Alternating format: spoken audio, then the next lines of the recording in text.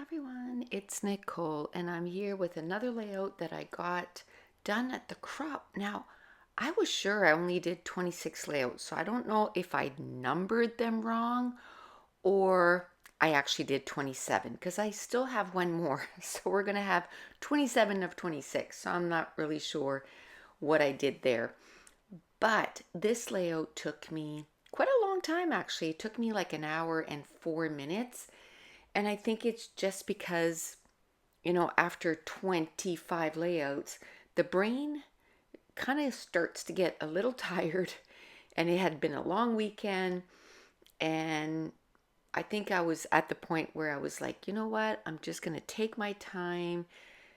Nobody is in a race here. So just enjoy the process. Now, in this kit, I had a lot of embellishments from 49 and Market. I mean, let's be real. I have a lot of embellishments from 49 and Market, and I seem to be loving them on my layouts. And sort of my theme this year is, if you bring something new in your craft room, like I'm not going to say I'm not going to buy anything new for the whole year because there is some nice stuff that comes out all the time. But if I bring something new, I have to make sure that I use it, that I just don't bring it in my scrap room and shove it somewhere, and it doesn't get used. So usually what I do is I don't put it away until I've made page kits with it. Talking about page kits, the live tomorrow, we're going to have a live tomorrow, and the live tomorrow is going to be making page kits for my virtual crop that's going on this weekend. It's not too late to sign up. It's $10.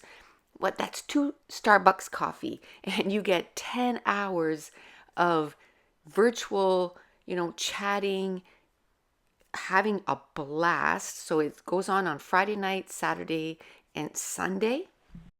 So on Friday night, we call it the warm up. So we just do a couple of pages, and then Saturday is the marathon, and then on Sunday, it's the cool down.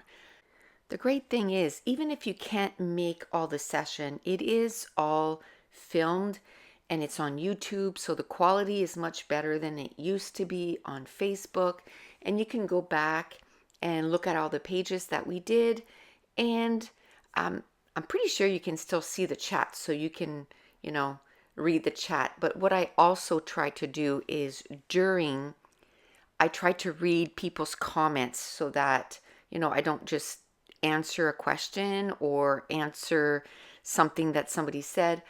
I will read what people say so that, you can, as you're scrapping yourself, you can watch and you can scrap also along. One of the things that I love about these rub-ons is one, how awesome they come off the sheet. I've had rub-ons in the past where, you try to rub them on and they stay on the transfer sheet. They don't transfer off. But these rub-ons for 49 and Market, they are above and beyond. Like the quality is really awesome.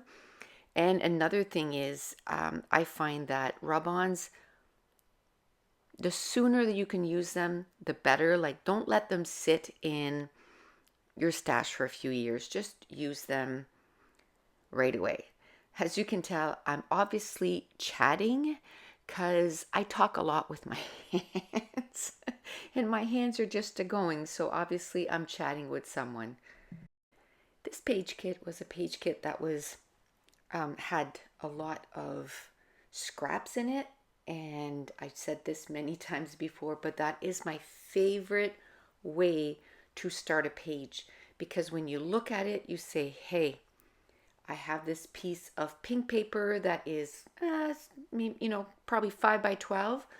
And I'm just gonna, instead of putting right across the pattern paper, I offset it and put it off to the left.